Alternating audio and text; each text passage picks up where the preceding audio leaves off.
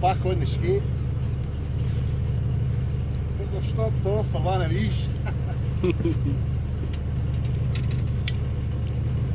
Nice. First pollock of the year, not a bad one at that.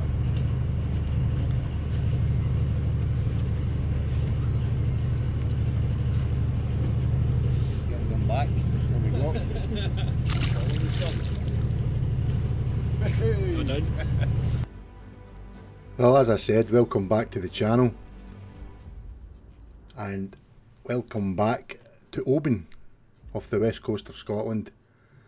We are yet again targeting the common skate, or flapper skate, as I've been told. Now unfortunately Alex couldn't make this trip, but we do have a newcomer, wee Nick. He's all smiles the now, but when he gets strapped into one of them big skate, the smile is soon wiped from his face. So as you've seen, we stopped off for some pollock on the way out until Lee felt the tides were right, and we went to one of his favoured marks, which he took some delight in telling us that a few weeks had passed with not much luck, he was telling us. So we're hoping that luck was going to change today.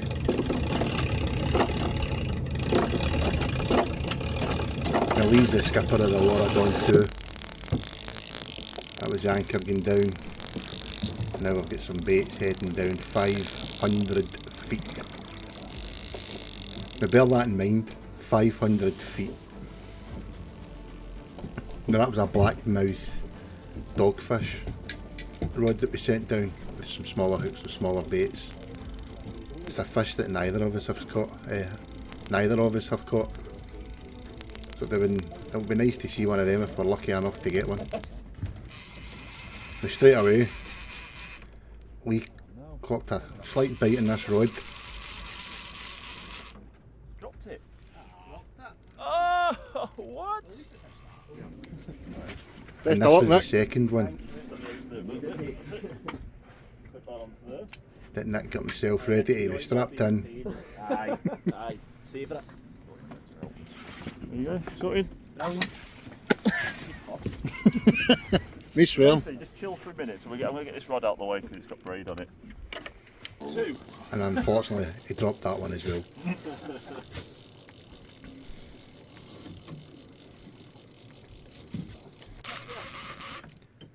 Now will it be third time lucky for Nick?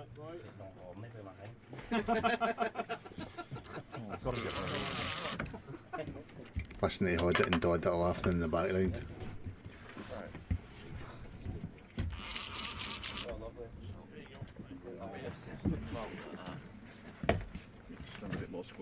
Now this is Nick's first time, and Lee's really good at enjoy the pain, Nick. Talking you through the do's and the don'ts, the technique. Basically the rod's playing the fish, not the reel. So you're just dropping down and using the rod.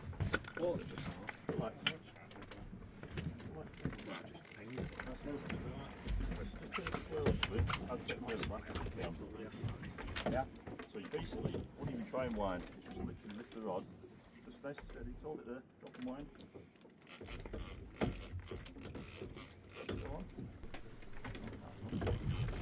I believe the area we're fishing in is called the Firth of Lorn.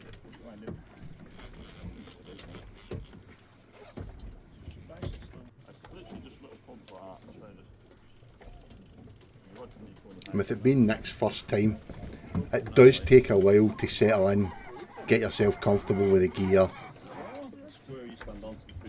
and get a rhythm going. Daz on the left there, he lost an absolute monster last year, so he's looking for redemption this time round with a PB hopefully.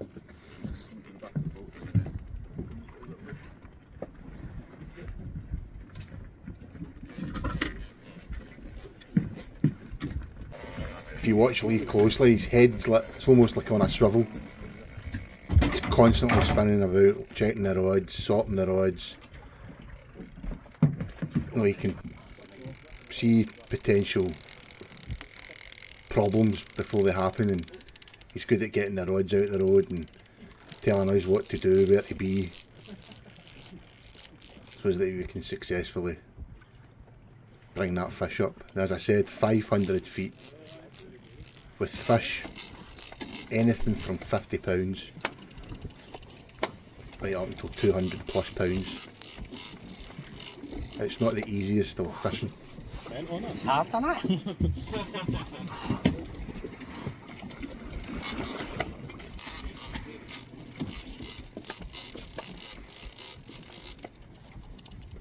Keep lining nice and slow. It's going down like that, keep lining down a little bit. If you go like that too slow, all the stuff will just fall out. Right.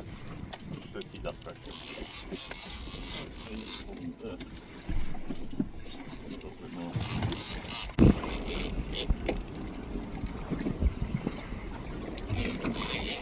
Seagulls are clever. I'll get back to that. Look at these two. That fish in the background there, that rod in the background's got a fish on it. Hod it and Dod it here are trying to decide who's getting it.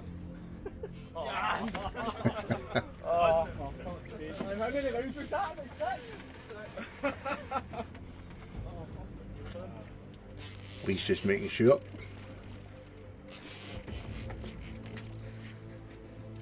As I say, these seagulls, they know what's coming. They know that fish is going to appear on the surface, and occasionally the bait gets thrown, the skate will cough up. Maybe it's last meal and it's easy pickings for the seagull. If you notice Nick's face, it's starting to go the same colour as that rod handle.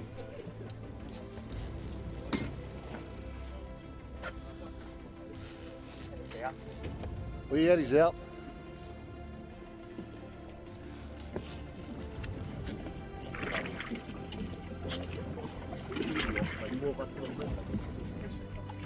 Still a magnificent sight. Doesn't matter how many times you see that, but when you see that fish up here after the battle you've just had, it's unbelievable.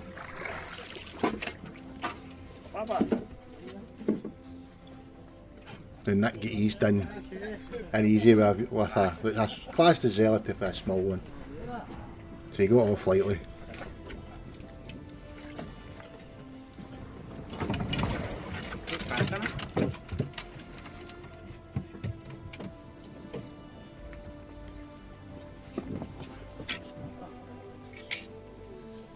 That's the first skate I've got buzzing, man.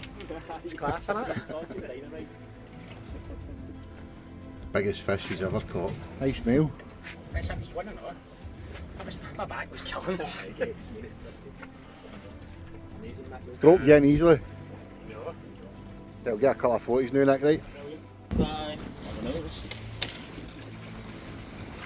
45, 61. The length and width of the fish is took, and that's checked on a conversion chart to give a rough size and weight. Lee then scans it. If it's not got a chip on it or a tag on it, he'll put one in it and record the data of the fish that we've just caught.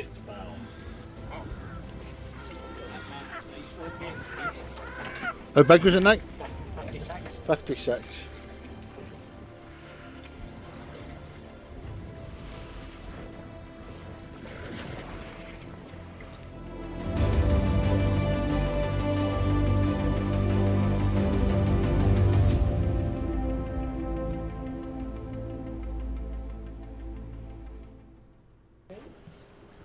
So Nick's just landed the first of the day after what, three drop runs, and I'm into number 4. And I think it may be a wee bit bigger than 56. He What's says. your PB? 130 odd, I think. So 130 to beat. that's to beat. Made no progress.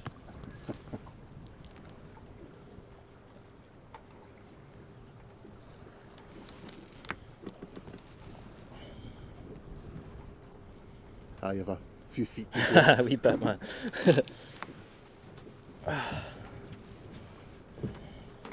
Last 10 minutes, we'll get back to you.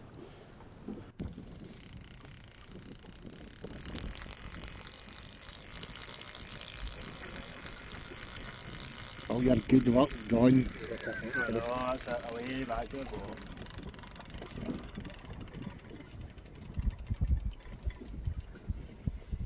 What always do is always just grab it with your hand like that. That just tells you how much drag you got.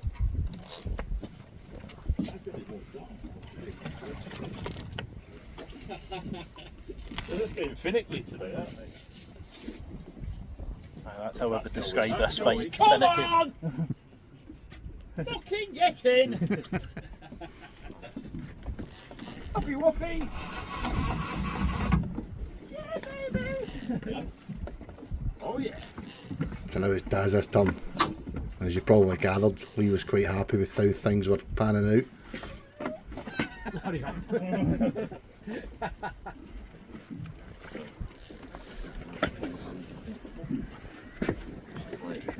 Maybe not like go on. A bit more, put a bit more bend on it from that. Good? Yeah, you don't have to do it.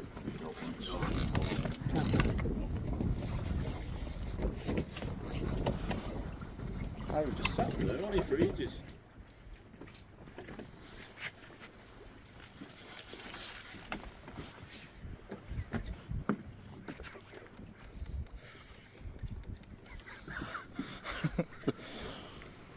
Growing 40 concerned. minutes. 40 minutes, mate. I see, you don't know whether you should just cane it or if it should take this long. If it ends up being like an 80-pound fish, it's going to look like a bit of a honey, isn't it? I think this might be bigger. No, I think it might be bigger, man. I don't remember having one on struggling as much as this one. If I'm right in saying, if my memory serves me right, it's the males that dive more in it than the females. Say that. Aye, it's the males that kind of know there's something there. I think the females just feel like a big lump. Like Barndo. Aye. Well, they both do, but I think the males certainly have more fight in them, don't they? I don't know if males dive more than females.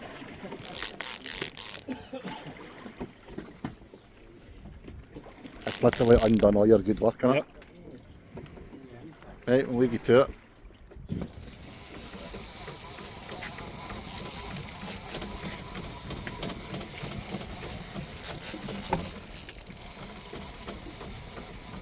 Well, as you see, that's myself hooked into a fish. Daz is into a fish. Ross is into a fish. What we needing that? Lee's busy skippering, keeping an eye on us all. So it was left to Angling 360's newcomer, Nick, to take control of the camera.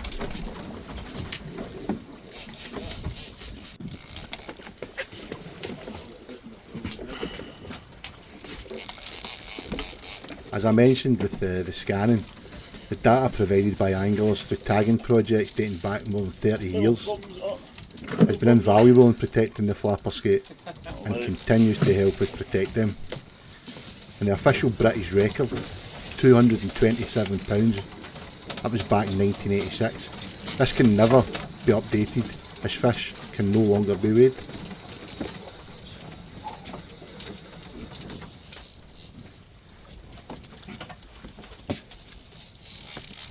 I'll be here for a while. You'll be here for a while.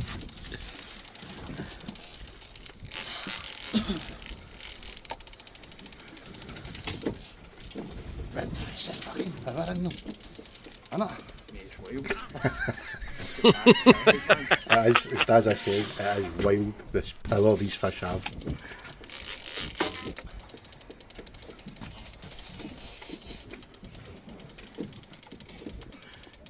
I've got a slight advantage over Daz. I've got a bit more weight to sit back in with.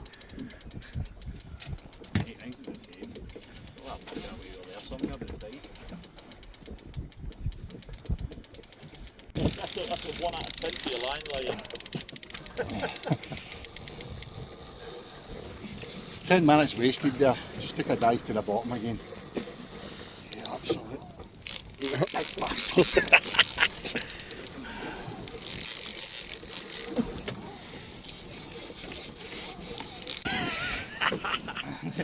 Nearly there.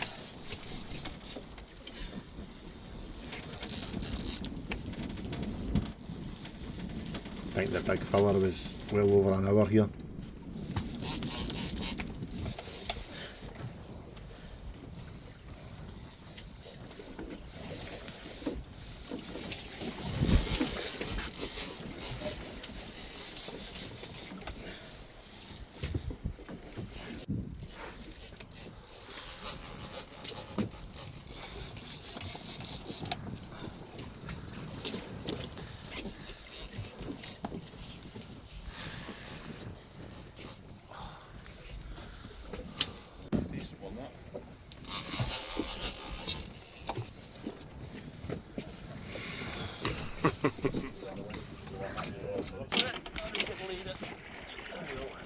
Break your drag off a tiny little bit. This is Ross's fish coming in. Good, you Ross.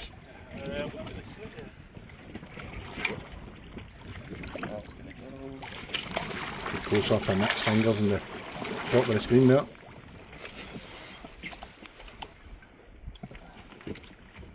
Away from the propeller.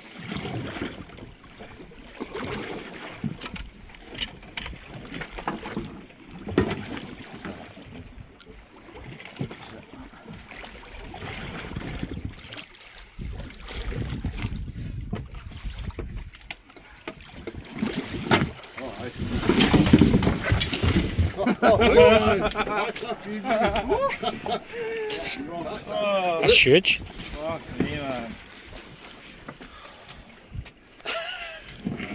Done. Oh, that's bliss just not having that weight on you. Mind that one from there. Stick it in your zipper so you can still give it. It's a beauty. Get this shite out of me. Done. Oh. You can get back your hook in your hand. Next to that. 180. Oh, really? Just the 180. 60. 60. We'll see.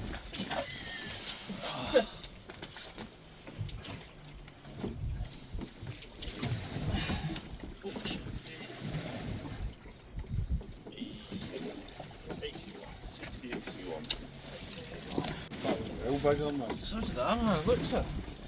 Oh well, I'll take that. Get a wee photo now. I'll get some put in a good position in a second. Watch his mouth doesn't get in the. Try and get the full. Try to get the full length and Ross. Right, 100, what was it, £168? Nice. TV by 30 odd pound. I'm knackered. I want to sit down. Sorry.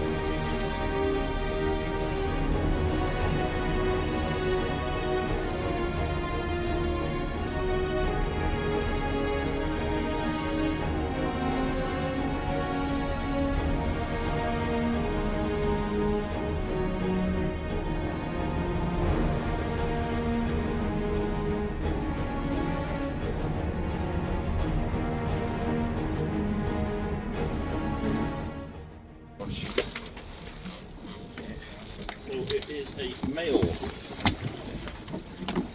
You put your side to it. And what's that been one here? Yeah. 47.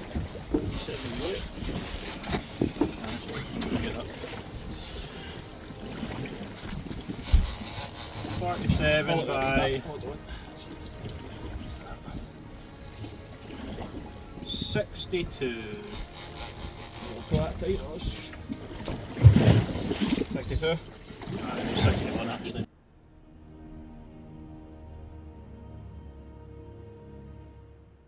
£1. Quite happy with that.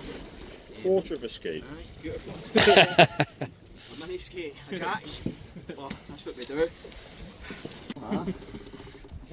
Sweating this one. Oh, sat in actually getting off the top. Even the smaller ones, man. Yeah.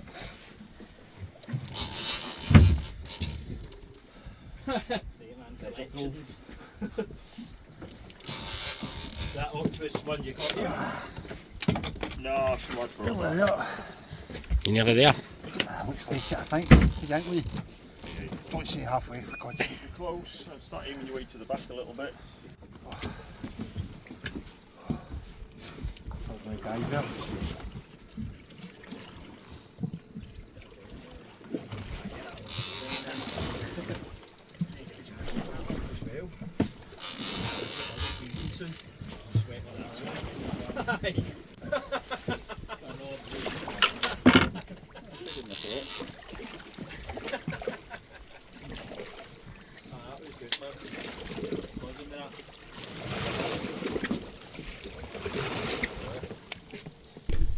So Dazzy's male was £61.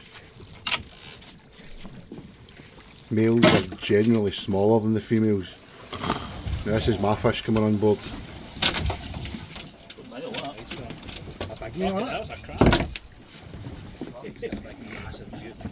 I was fortunate enough to get into the 200 club last year with the 204, and this was a big male. Is it going to be over 130 for a male? Is a good one.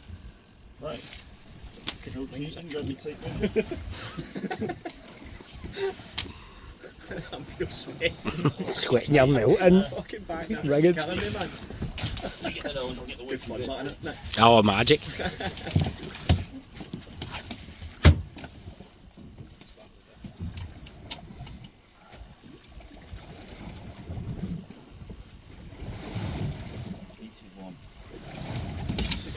£135 male.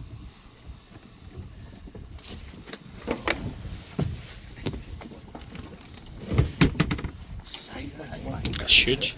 His tail, man. It's actually edit a bit into it. If you do a ring, you then pour water and it kills people love all that. Right. Don't put that bit on though. I never heard that. No, you actually do a filming of it. So if you drop your head down and watch your knees don't get piss wet. That's right.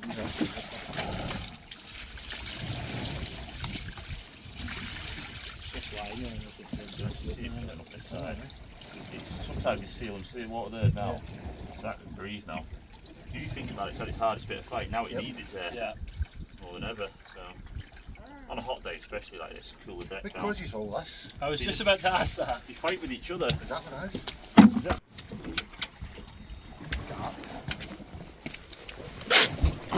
So that's the spikes that cause these markings on each other. Like cat's claws. Probably sort of females don't have them. Right. Only the males have them. You've got to be careful, it whips its wings if I've been caught. Get some set on it, hasn't it? He's got a jealousy won't get you anywhere. That's his piece, is it? I think. Good weapon. Double done. Claspers. On you go. Yeah, put the camera. That took about 45 minutes to get in. Around 30, what was it? 135. Around £35 male. Nick, do you do the honours and get a 40 for me? Of course I will.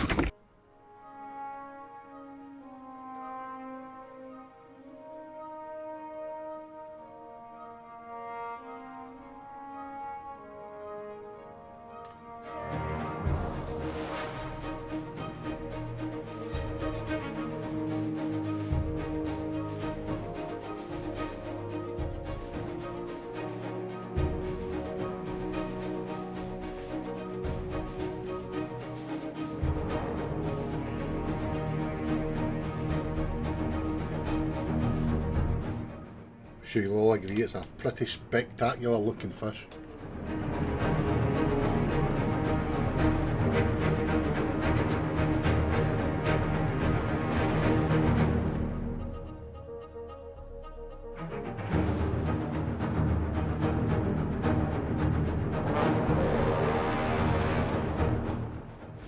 He's just brought up some of his dinner. That one. I know it's not, it's thorn back, right? What's that? You worry about the spikes on that.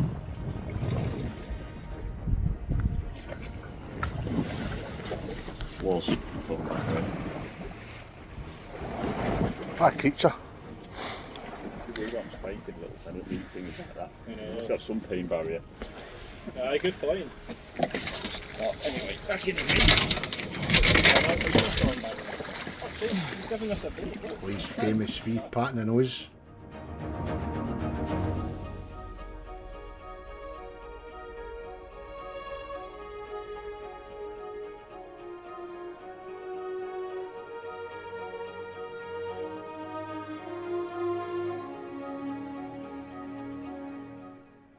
just out of shot there.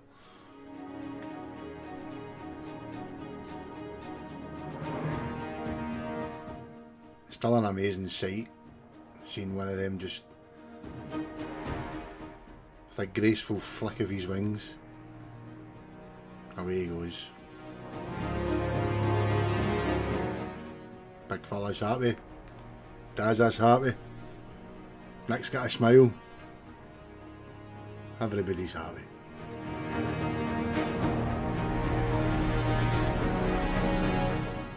So all the rods were rebaited and sent back down. It didn't take long for Nick to be into his... that was his second fish.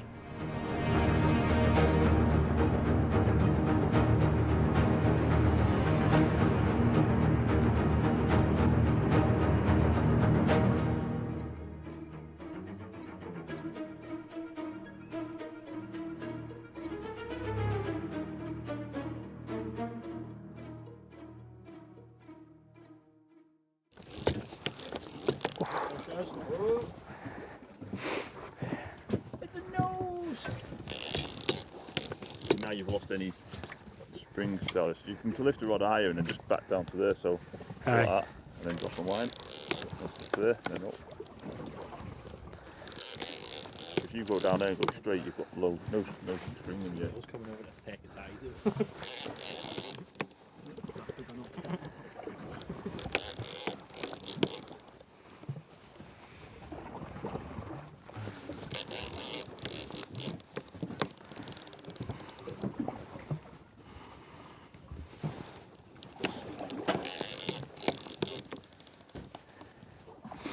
It's coming. Turn on yet? Turn on.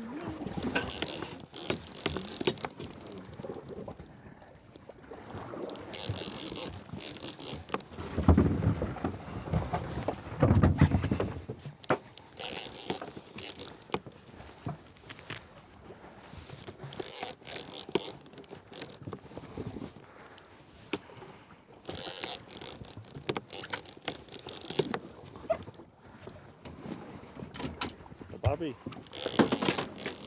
What was the last one now? 50. You got this side now. There we're good.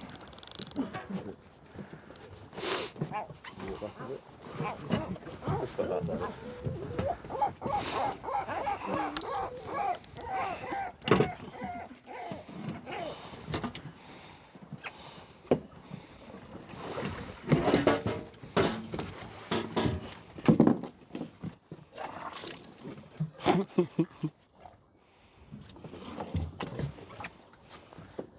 It's a boy!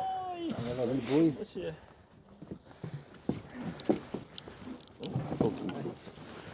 There we go. Done, mate. Thank you.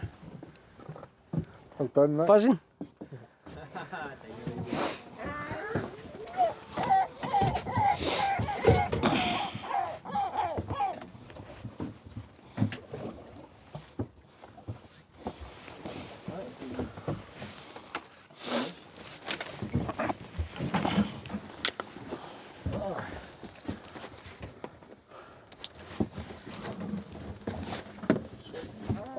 So, 45. Brand new one. Is that a new one? This skate, in actual fact, has never been caught before. 45. Or certainly to not been 60. tagged before. Oh.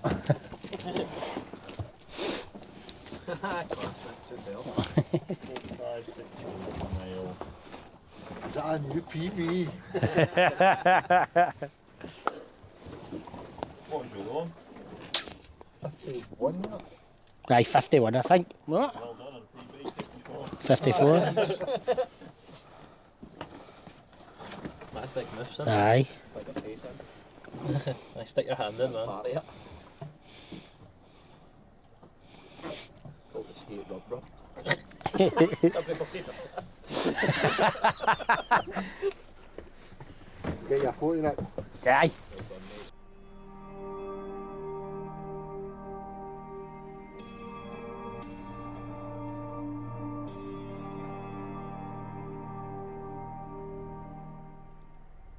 So that was the 5th skate to the boat.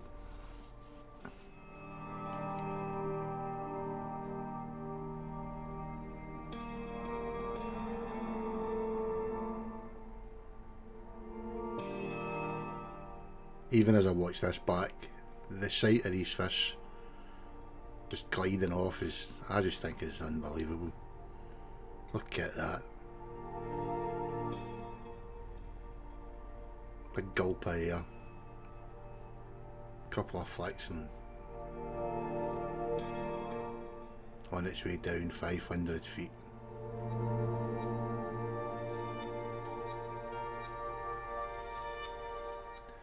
That's a lumbering up.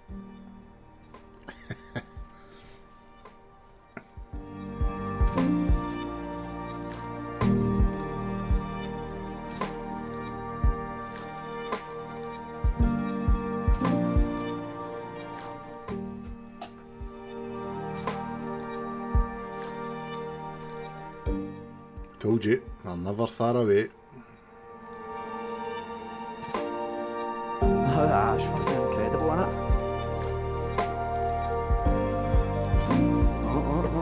We're slacking the drag off a wee bit.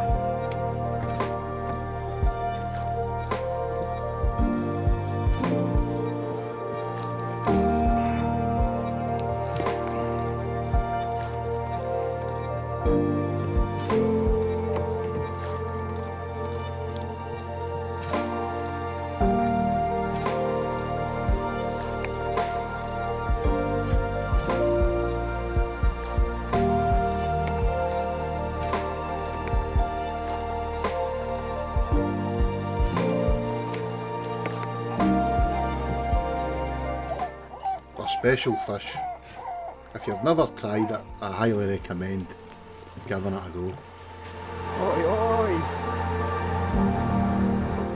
Is that the They smallest? genuinely knock the absolute you know what out of you.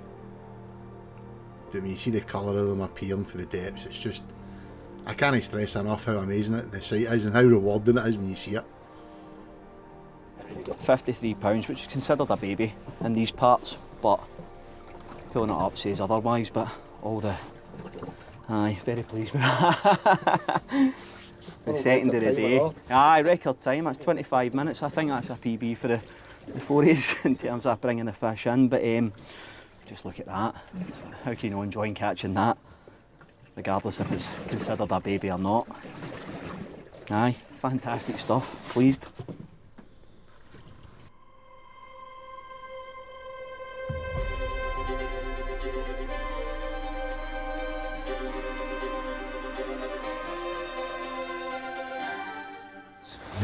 Pretty pleased with that, man. Pretty pleased.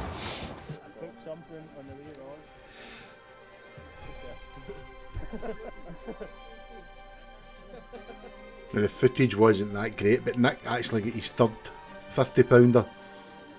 But what happened here was, if you recall, we put down a small baited rod in the hope of a black-mouthed dogfish. Now what happens here is I was done in after my fight, so I let Ross take this rod. And on the light gear, a skate has picked it up.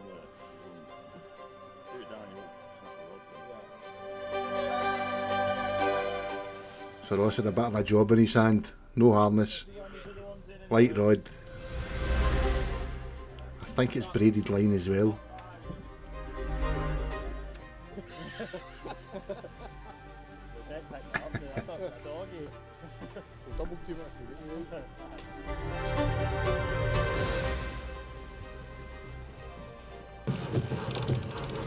Yeah, should that be going back down? Is that official? Aye. That shouldn't be going back down if I'm really interested. I'll get your harness on. Get your harness on, I wouldn't put it in the Oh, yeah, that's not that sack. Aye, just take it. Who is next in the queue? Ross.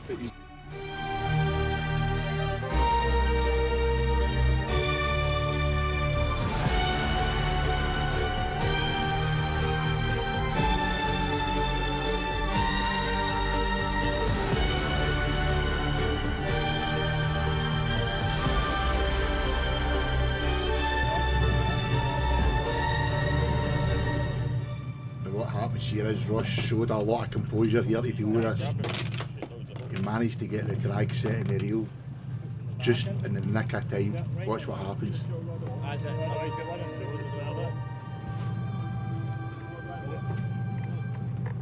He takes a dive, and Ross just in the nick of time got that drag right for that elevated state line of the rod, but that probably just ripped out his hands. Or snapped the rod, or both. Fair play to the big fella, he done well there.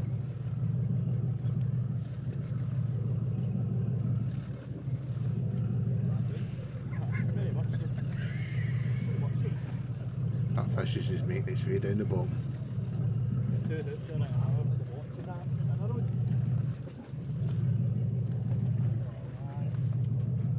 Lee's thinking, damn, I'm working overtime tonight.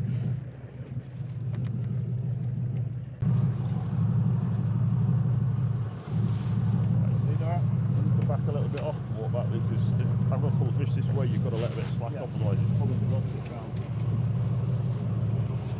Walk back now.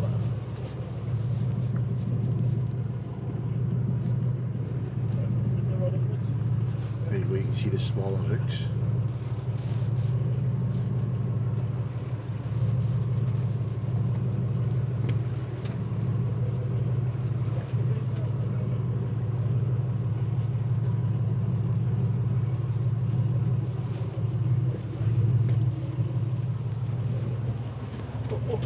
That did take a good 45 minutes to get that in. So we got this one last gasp on a wee rod for black-milled dogfish. We need harness, need nothing. Oh, I'm so glad that's on the boat. Came all the way up, seen the boat, and then just turned around and buggered off again. So get me home, man. Get me back to Oban.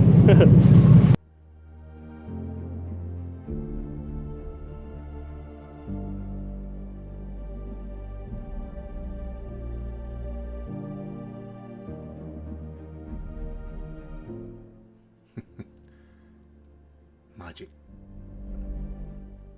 Absolute magic.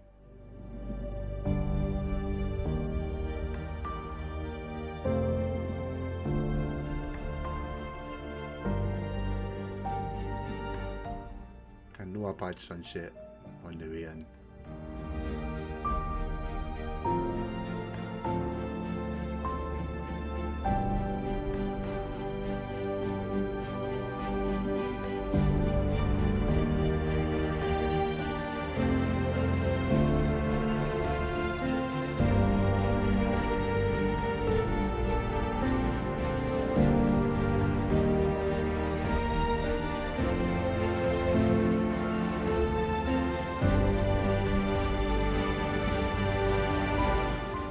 If you go into Facebook, search Lee Taylor. If you've never tried it, get booked up, give it a go. The local chippy ain't too bad either. See you in the next video. Thanks for watching.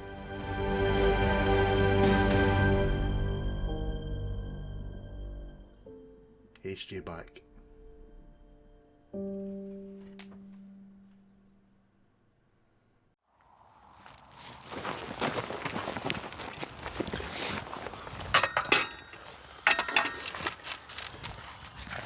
So we're just about heading into spring, and another catch and cook, and he's got some brainwave that he wants to put together. Bit of a plan in place, but... So the whiskey's on hold tonight. Yeah, we love these catch and cooks. They're great. They're a great way to sort of pit your wits against Mother Nature. Food, Mother Nature to an extent, food and what you can eat and what you can't and whatnot. And we've got a wee plan in place that there's got a few different aspects that are going to need to come together for it to work. And I'm having a wee look around here because we've literally just pulled up to where we're going to attempt to get some food. And I'm having a look at the plants that are kicking about. And there's no mushrooms yet, you're there's safe. no mushrooms, no, we're alright, no mushrooms yet. But there's plenty of other bits and pieces. Cockles. cockles are the plan, as you can see. I've never actually raked for cockles before, never actually looked for them, but we've dug bait round about this area, and we've seen them. Now we've seen them lying on the sand, so surely if we take a couple of rakes down, have a go, we should be able to pick the odd one or two up. It's safe to eat them, It's most definitely safe to eat them, I hope. Can't say the same for the plants that I've got in mind. I'm having a wee look around here and I'm seeing some ground elder, some nettles, We're going to end up with 2 bob bits, am I? some hogweed. So yeah, we'll see how it goes. Try and get some cockles tonight, and then tomorrow morning we'll try and pick up some greens. I mean, the greens are wild greens. There's very little going on at the allotment just now. It's pretty much bare earth. But You called it superfoods. they are, well, nettles. Yeah, there's more nutrients in nettles than there are in kale or cabbage. And a lot of the sort of wild herbal plants are far better for you than are sort of cultivated. Nettle tea's got a bit of nostalgia meaning for me. Takes me back to when my uncle used to take me fishing for the trout. And Get some nettle tea on the go he tomorrow. used to be in the army and he used to rustle up my rice. I used to always remember it being that dead cosy warm way in the evening. You're freezing your nuts off, you get a nice cup of hot tea. Made out the bushes, it just seemed like when you were younger. Brilliant. It's great just taking natural resources, making something from it. And we've got a plan. We'll see how it goes. So the tide's kind of, I think it's halfway out just now. Bit of sand being exposed. Looks good for the fishing. It looks good for the fishing. Unfortunately, there's no rods with us at the minute. But it is a catch and cook, and it's a fishing catch and cook. So there will be fishing tomorrow. What are we after tomorrow? What's on the menu this time around, apart from cockles? Trout. Trout. Scottish trout. But there's apparently a nicer tasting fish out there. Trout's plan B. Trout's a fallback. Arctic char, as Guru said, the rarest fish in Britain. One of the rarest. One of the rarest. Plenty of them in Scotland though, so before you start jumping on your keyboard saying you shouldn't be eating them, just don't. It's fine There to will be take. one, there'll be one. They will. But it's fine to take the odd one or two, and that's all we will be taking. Sustainability is not just about the type of fish that you take, it's how you take them. And yeah, we're not planning on taking too many. Probably one. One will do is for this recipe that I've got. One each. One each, and if there's no cockles we might need some extra bits and pieces. But yeah, we'll go on with it. Aye. Right, come on. To the beach.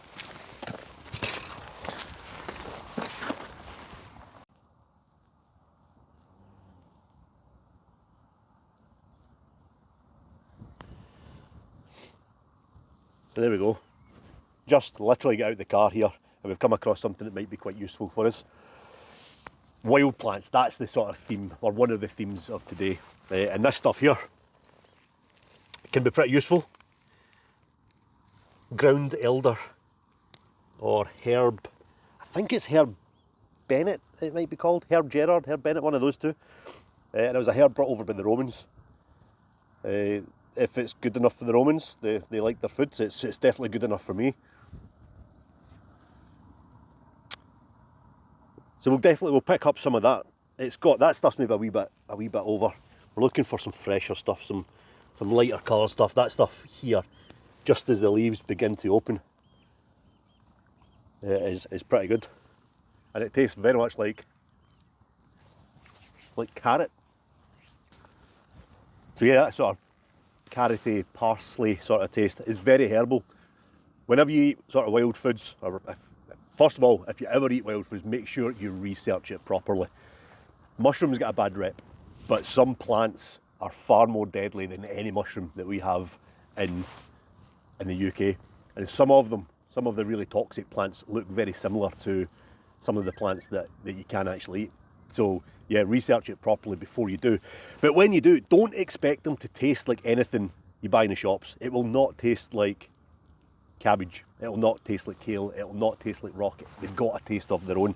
And this stuff will definitely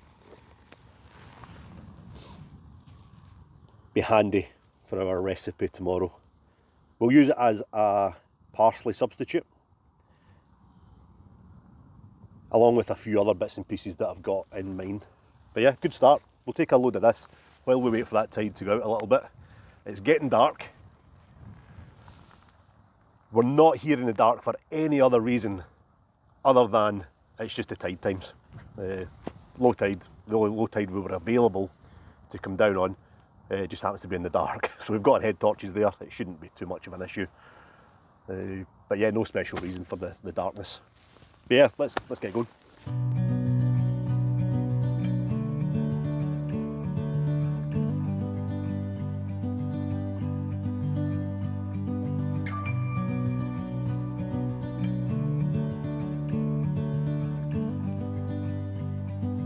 Forgot to put my wellies on.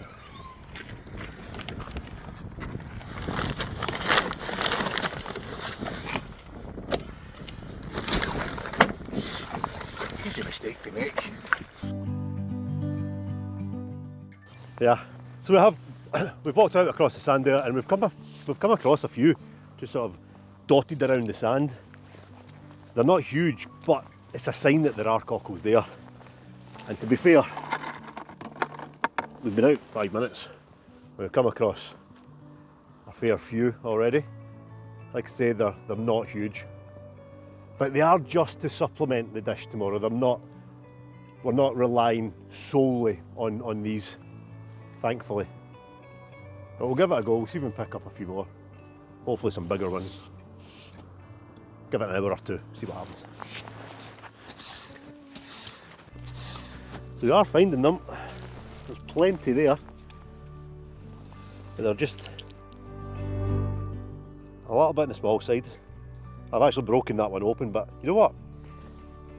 They're alright, they're good. And we're getting plenty of them. However, it's at this point we should probably check. There's probably a minimum size on cockles. But hey, desperate times and all that, I'm sure we'll be okay. But yeah, we'll double check that, and we'll put the details in the video.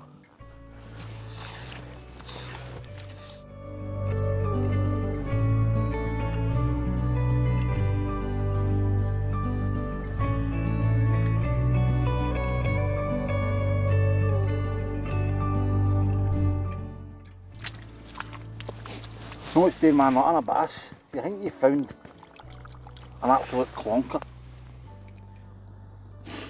And the bloody birds all That one's dead. they're pan breed. Oh, I'm telling you, that's pan breed. You see the bigger ones, you find them sitting like that, the birds have got to them. The birds certainly know what they're doing. Certainly more than what we're doing, but we've got a couple of good ones. There's some decent ones there. But yeah, it's frustrating. You see a cracker sitting there, and the majority of the time it's either just a shell or it's dead. But those ones are looking pretty good. Looking good. This is lovely. This is great, just wandering around the low tide in the dark. It's a nice clear sky. And we're finding cockles. We're finding those cockles. But more importantly, we're finding those cockles. And those are the ones that we're after. That is far too small. We're not going to take that. So that stays. But if we can get a few more like that, we're cooking. Well, we will be cooking tomorrow.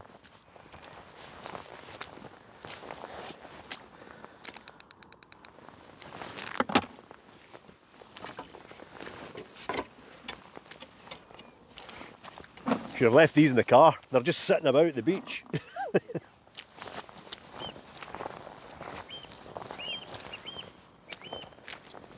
That's more like it. The closer we get to the waterline, the bigger they're getting. However, while we're here, probably a good idea to speak about the sort of safety aspect when it comes to any sort of wild foraging, whether it be mushrooms, plants, shellfish. With shellfish, especially higher up the beach that we are here, not bang on the sort of, what do you call it, the neap tide, or the spring tide. So bang on the spring tide line where the tide is at its lowest, you're usually all right. But further up the beach that we are here, you really want to avoid summer months. I think the rule of thumb when it comes to foraging shellfish is if the month has an R in it, then you're good, you're safe. Once you get into May, June, July, August, those hot months, it becomes a little bit dodgy, unless you're right on that spring tide line. So yeah, bear that in mind. And another thing, when you're out in the dark, make sure you remember where you put your rake.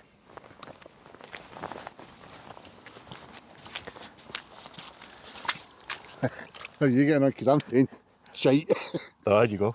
How many you get? I'm going to turn this off. 4. Oh, 3.5. 3.5. What's that? Does that one count? That one's smaller, that one. That one definitely counts. That one counts. Aye, we'll give some credit. Nah, not bad. We're getting there. Eh, I don't know if you can see that, but look at the size of these. That's brilliant. Bit of legwork, halfway along the beach. There's more where that came from.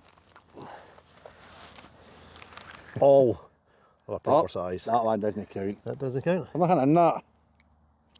Oh, Pan breed. that one doesn't count. Oh, it's stinking, but proper pumpkin. What we will do though, that one doesn't count, is we'll purge these overnight. That's a really important part of any sort of Just purging mean. I know what Purging. it means, but somebody else might know. we purge them. What we'll do is we'll get some salt water.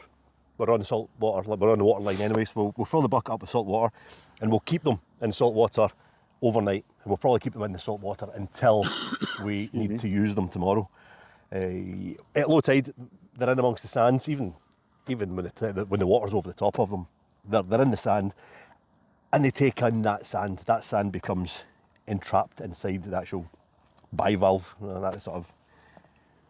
I'm talking rubbish now, aren't I? Absolute rubbish. What he's trying to say is basically they squirt the sand out, they clean themselves out, basically in layman terms. Aye.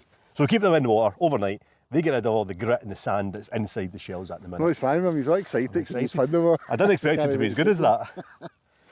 I'm getting carried away here, but yeah, overnight in water, Done better than I thought. clean them up a wee bit, and then they should be grit-free or relatively grit-free. Aye, that's the idea. Innit? Come they tomorrow. Eject all the sand out. So we'll give them a rinse. We'll get some fresh water in there, and I think that's enough for today. I think we're done for tonight. Happy days. Think for a wee dram. We did have a lot of small shells in there initially. They'll be left. We're only going to take the bigger ones that we eventually found. We'll, Do a quick Google search on that then.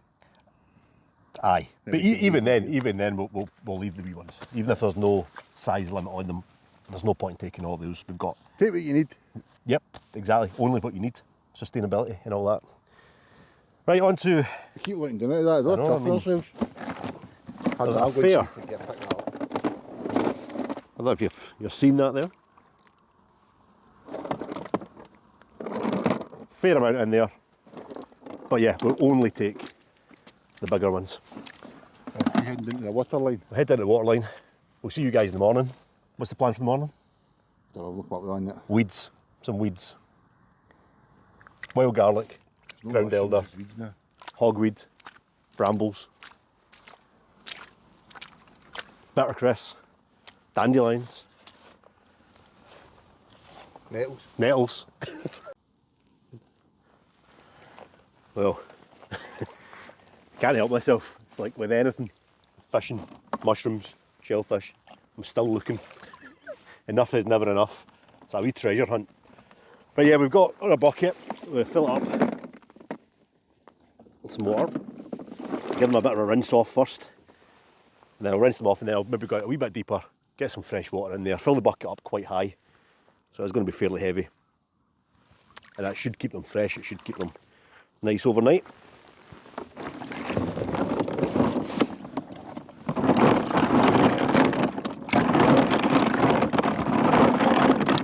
Bit of a rinse.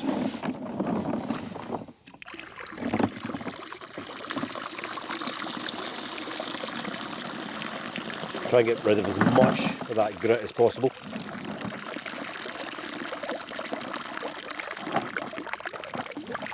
Without losing all our cockles.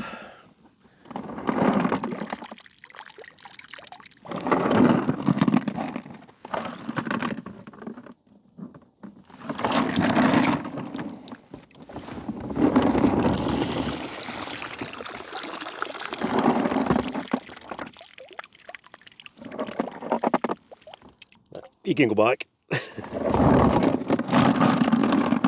And then yeah, I'll go out, fill this up, and that'll do us for tonight, I think. Cracking big cockles. Back in a minute.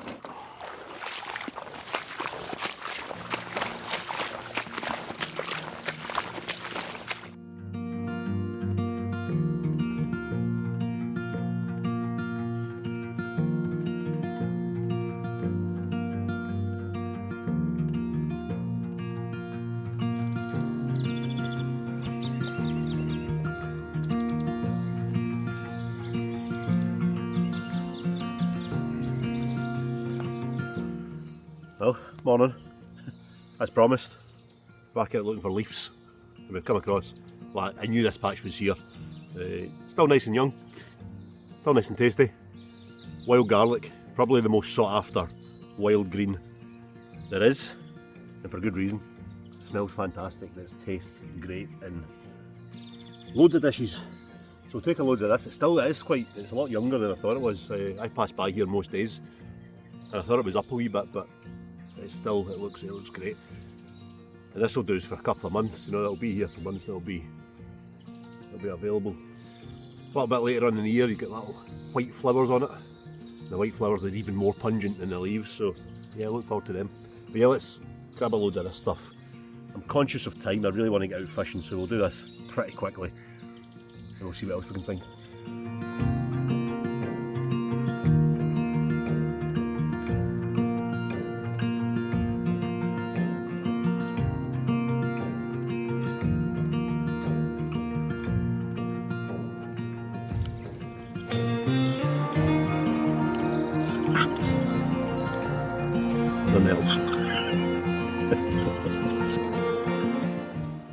We're still really early in the year.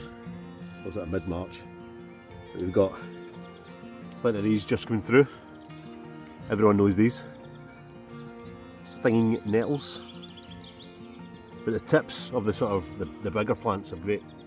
But when they're that size, they're fantastic. Gordon's got his eye on some nettle tea. I'm going to use it in a pesto. There's a few bits and pieces around here, so yeah, let's collect up some of this. Trying to avoid the stings. Here's something else that might be quite useful. This is raspberry. Everyone knows you can eat raspberries, not actual fruits. But raspberry tea is really sort of well known for pregnant ladies. They love raspberry tea. Apparently it helps with pregnancy. But when the shoots are that size, when they're tiny, you can stick them in a salad. You can make like a little sort of microgreen salad. And we'll try and pick up a few other salad leaves as well. Maybe have a wee side salad with this. So yeah, these little fresh leaves. Don't want to take too many of them.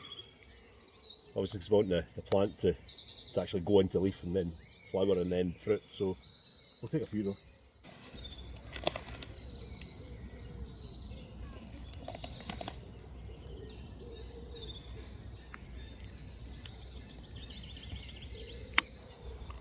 So in about these raspberries here, just come across this. Still absolutely tiny at the minute. But later on in the year, this will get up to about that height. There'll have big white flowers on it. And the leaves will be much bigger. It's hogweed, common hogweed. We see it everywhere. We don't really think much of it. But it's a great edible. Now the little leaves, we'll just fry those up with a little bit of oil, a little bit of butter, a bit of garlic. And they're great used as spinach. The stems, when they're a wee bit bigger, can be used like asparagus. And the flower buds just before they bust open can be used like tender stem broccoli. Apparently it's got a taste all of its own though, it doesn't taste like any of those. And I just found out the other day that Gordon does not like celery. So it'll be interesting to see what he thinks of this one. We'll take a few of these little leaves and we'll maybe use it as a wee topping, a wee greens topping. If it's anything like celery, it'll not be happening.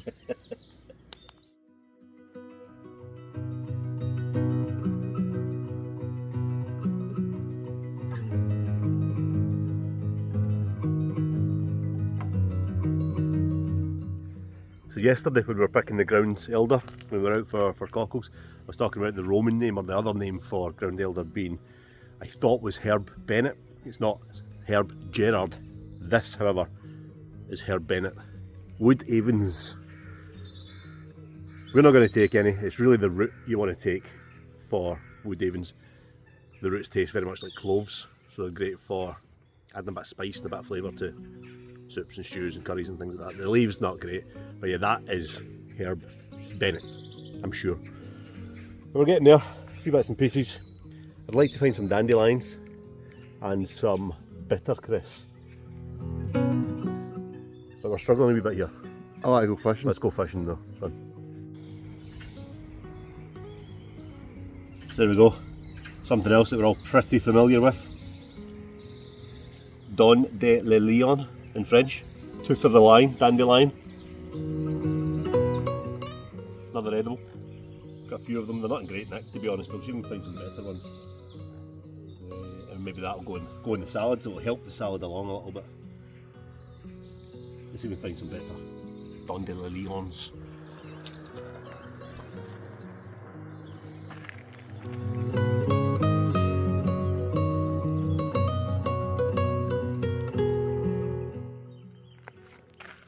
This wasn't in the script. So 3 weeks ago, I got the drive pulley replaced. Now for those that don't know, it helps charge the battery, operates power steering, fan belt, a couple of other things. £375. Mangled. So we're now waiting in AA. In the garage that fixed it. This had a not so friendly phone call. So we're not going fishing because we were on our way. This isn't us on the way home. So rather than sitting about for 2 hours doing nothing, waiting in AA, but we've just seen the funny side of it and part of the video. So aye, don't know. We'll not be fishing today anyway.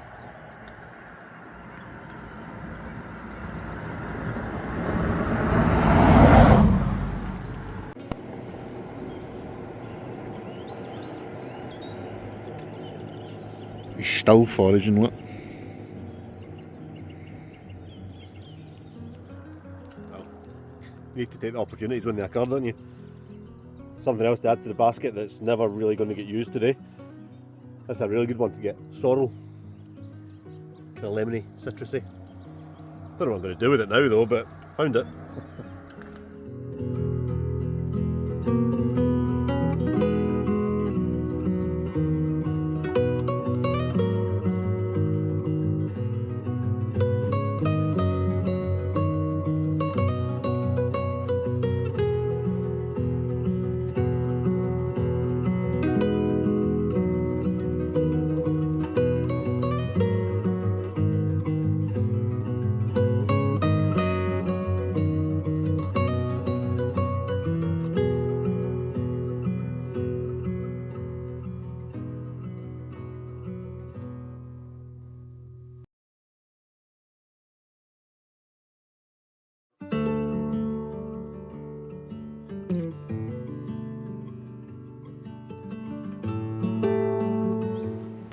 Well, at least we made it this time. Aye, we got here. This was the planned venue for our last half a video, if you want to call it that. It kind of came to an abrupt end. But hey, these things happen sometimes, but... Car's fixed, back in the road, skint. And we're here. Usual, innit? Well, we'll not be cooking anything today. He cooked everything that we caught, foraged. Him and the missus. Looked actually quite nice. Aye, got to put it to use, so we had a wee cockle linguine with wild garlic and a few bits of herbs and whatnot. It's quite nice. But nothing today. I tried the nettle tea. You need more nettles than that. Ah, it was rank. We'll do that later in the year, I think. It was Aye. one of the ones. I think later in the summer, innit? Bigger leaves. Now you need to get it before the flower, so you need to get the leaves before the flower. But We have got the rods out already. And we're targeting the Arctic char and brown trout, and I've got a wee sleeper rod there with a big lobworm on it for a perch. It has been known to throw up the odd decent perch from time to time, so why not? But Char's the target, the main target. And we usually do alright here. It's got a bit of a dilemma with the maggots going on. They've turned quicker than we expected. I'm a bit worried about that. I don't think we're fishing as effectively as we should be. Trying to separate the maggots and the casters. You know what I mean? So We usually fish maggot feeders here because it's deep. It's like 70 feet of water, 60 to 70 feet of water. So taped up maggot feeders are ideal, just for getting a bed of bait down. But it's really hard to fish that style with casters. So I'm fishing a window feeder plugged with a little bit of ground bait. We've only brought a little bit of ground bait with us, and it's all we need. But the bigger fish come on worms. I'm sticking to my guns. Yeah. We don't have many worms either, though. There's loads of worms there. Is there? Half a kilo. No, right, okay. Might switch to worm. Mr. Negative. Nah, I don't know. I don't know if it's just a kind of hangover from the winter, but I'm struggling to get a wee bit of confidence here again. Usual. I think this might be tough. I think we might struggle. But we'll see how it goes. I'm pretty confident. The lobworms and the worms, the bramblings chopped up. It's definitely produced a bigger trout. I'll pop some pictures up. Definitely produced a bigger char, and it's winkled out a few decent perch. So I'm sticking to my guns. It's not as active, I'll give it that. It's not as frantic as maggot feeder and maggot.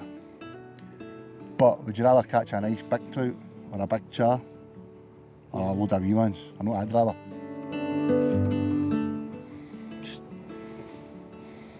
It's murder fishing with him, by the way. You've no idea what it's like. Mr. Negative all the time these days. Doom and gloom. Yeah. Murder. Anyone want to go fishing? It does take a while to get going here. It does take something a couple of hours. But we'll get them. I have every faith. Every faith. Okay.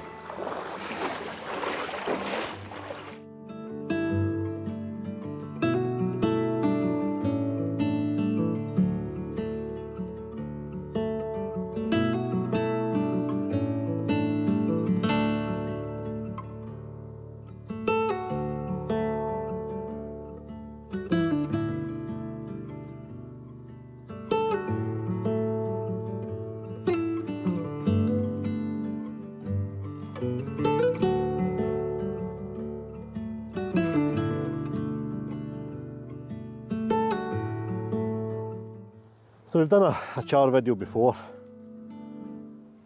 and it went quite well. We got a few really nice fish, and we spoke about the whole sort of controversy, if you want to call it, about using bait fishing for game fish. A lot of nonsense, really. But for char, it really is, this style really is the only realistic method to target them, because they're deep water fish. They're fishing. So they're feeding in deep water. Yeah, you've got the chance of picking them up on the fly if you're lucky enough. Pick them up on lures. But to fish effectively, you need to be 60, 70, 80, 90 feet deep. So yeah, the feeder setup that we use is pretty much exactly the same as we use for the majority of our feeder fishing.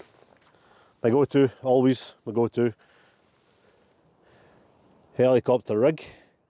Fishing quite a long hook length there, about 60 centimetres or so, size 16 hook.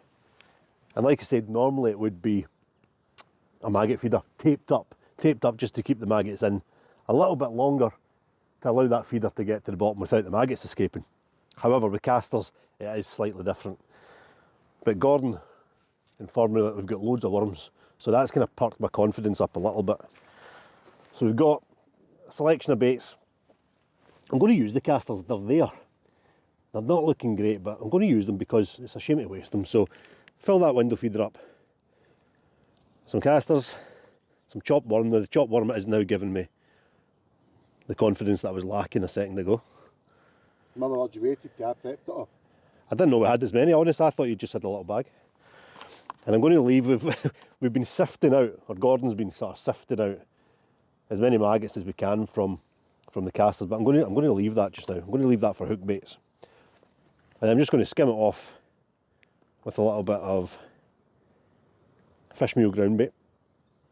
Now, my first couple of casts today, I made a mistake of pressing this in pretty firmly, thinking that it had to be to get down to that depth. I brought it back in after 15 minutes and it was still exactly like that, so just enough to cap that off. And then on the hook, you know what? I'm going to fish chopped worm on the hook. Why not? You want the brambles over? Nah, I'm just going to take a couple of wee bits of this. Chopped worm, fish it exactly the same way as I would fish maggots, just sort of easier said than done, to be fair. They're a bit slimy, but just sort of nick them on.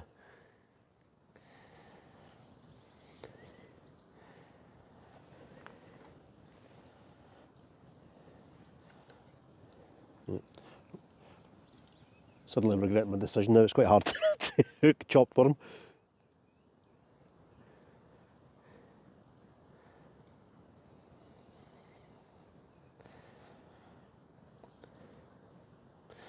Yeah, that'll be the last time I do this.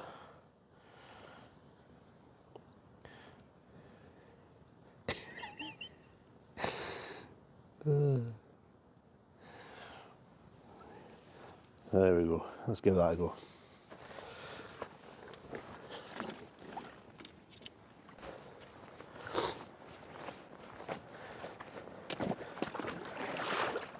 So we're looking for deep water. This one's going out as far as it can go.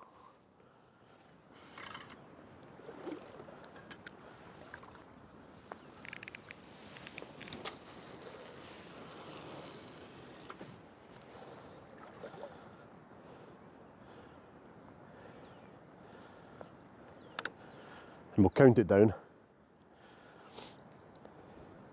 So that's still sinking.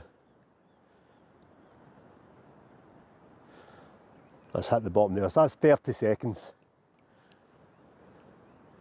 It's not quite as deep as I thought, maybe about 40, 50 feet maybe. And we'll see how that goes.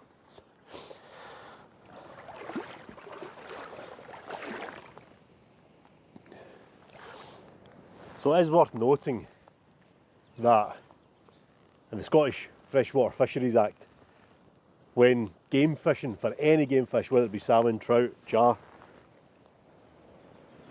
it's a bit of an outdated bylaw, if you ask me, but the rod must be in hand at all time. We're using a rod rest. I am going to use it. I am going to use it because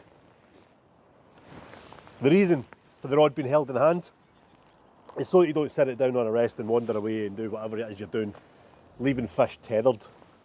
We're not going to do that. I'm sitting right there. I'm bringing my chair over. I'm sitting right there, and the rod's sitting in the rest. So it's not in hand, but it's the next best thing. Like I said, an outdated law, something that might need to be looked at.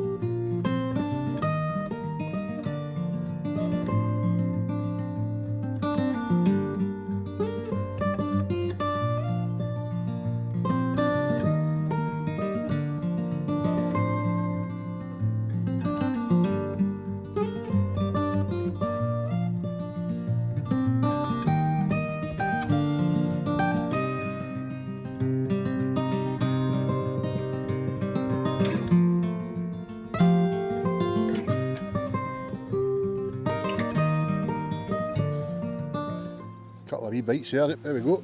Alex would watch. Yep, think we've got it. But the question is it a char? Or is it a wee trout? I think it's a wee char. Because the wee chars come up on the surface, doesn't it? If my memory serves me right. You can can tell you what it's not. It's not a big fish. I think that might be a char. You see, he'll make a bait along and it'll be a trout. And it's a trout. A bonny wee trout at that. One of the biggest fish in the world, but one of the prettiest, in my humble opinion.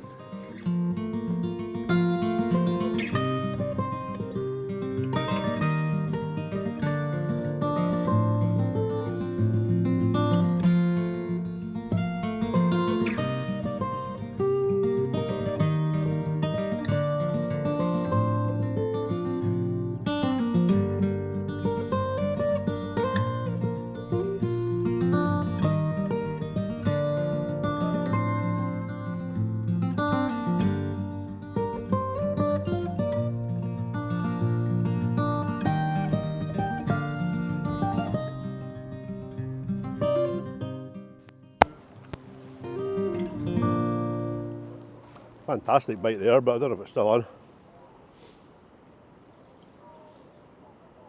Rod absolutely hooked round. Yeah, I think so. Yep. We're in.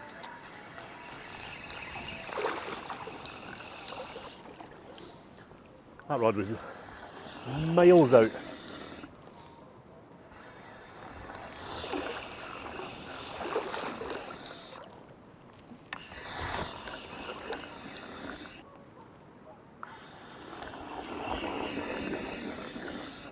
Wonder what we've got this time. Yeah. The trout normally outnumber the char 10 to 1 here. But you never know, this one was out in deep water.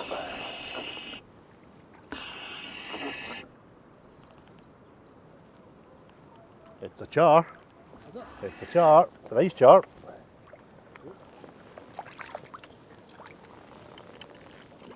I'm up the tree. There we go, that's what we came for. Lovely little char. Still quite lively.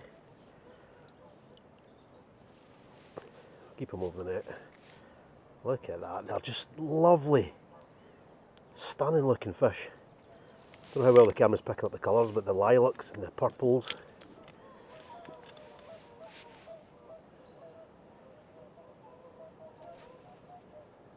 And the light spots. Yeah, they don't get big, these fish. He's about an average one. He's going to go again, isn't he? Average and lively. But yeah, for all their lacking size, they are lovely, lovely little fish. Maybe if I put that against the dark background of that rock, it might pick up the colours nicer.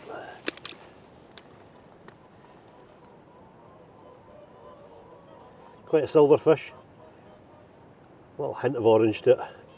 Pink spots.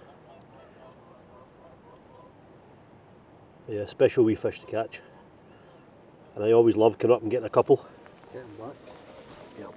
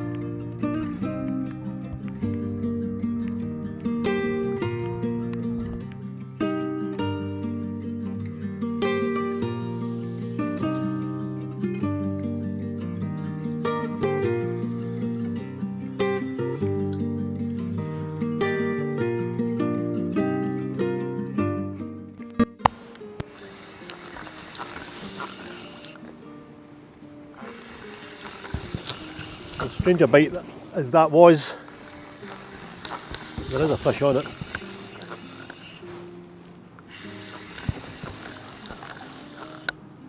Doesn't feel very big.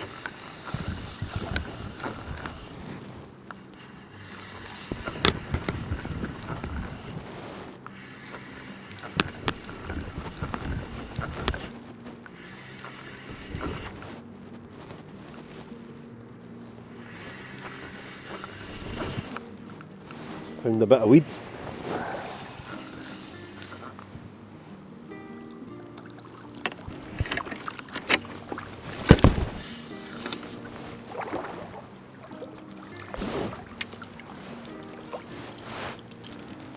A wee trout. Not quite what we're after. But fish have been few and far between today. Look at Stunning, isn't it?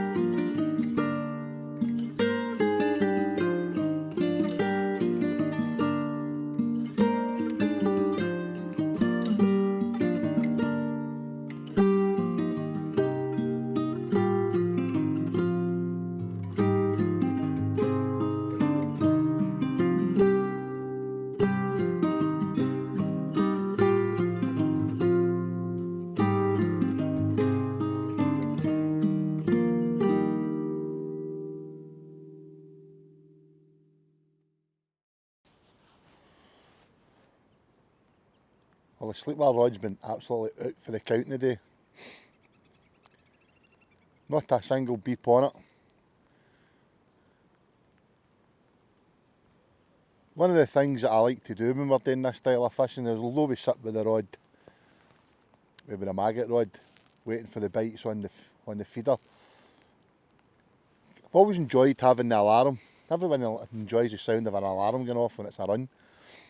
With the monkey climbers and the alarm, your two rod rests, obviously your rod and reel, just sits there on the periphery, a nice couple of big worms on it, and you just never know. I see I've done it a few times and it's produced a slightly bigger stamp of fish, whether it be perch, or in some cases a trout or a char as well. It's my end gauge 1.75 test curve rod. Which, believe it or not, it's the same rod we use for the barbel fishing. It's got a 4,000 reel on it with, I think it's £6 line that's on that spool. And I say it just sits on the alarm, doing its thing. I do enjoy having it sitting there, because you just never know.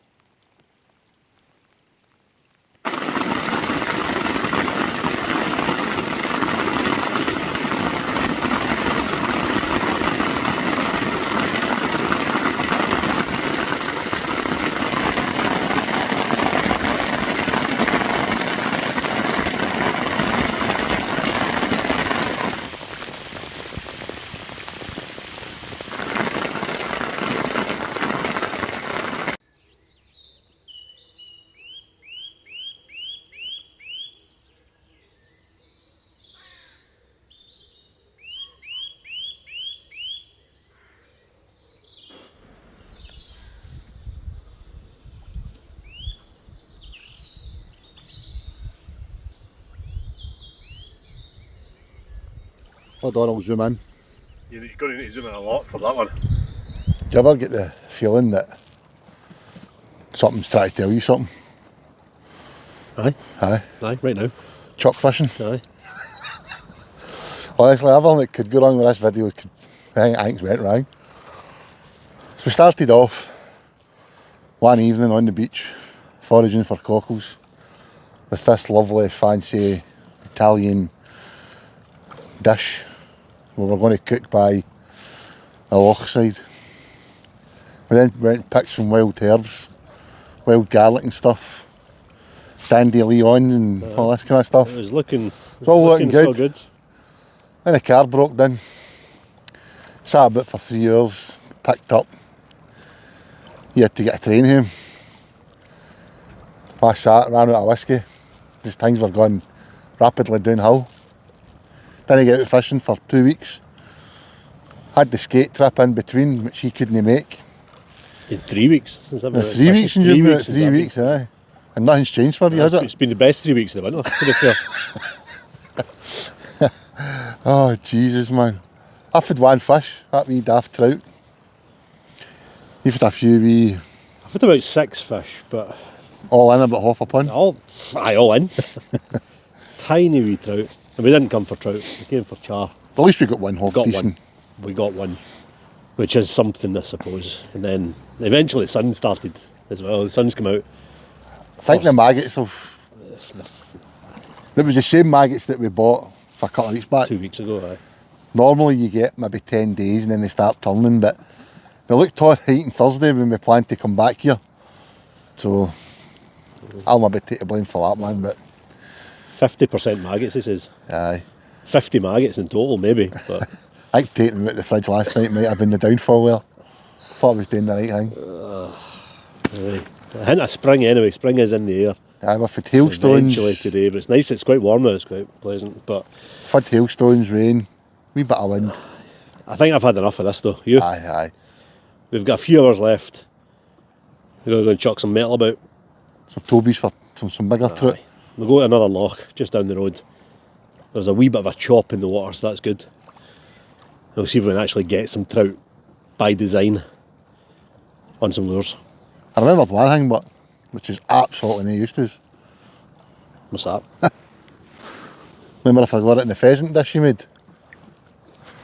I remembered the wine this time. He says he's no good. I'll have that, right? See you later. Oh dear.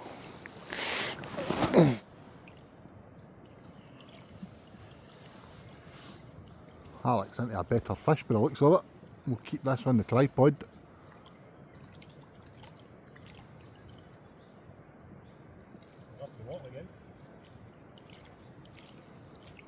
Could we end on a high?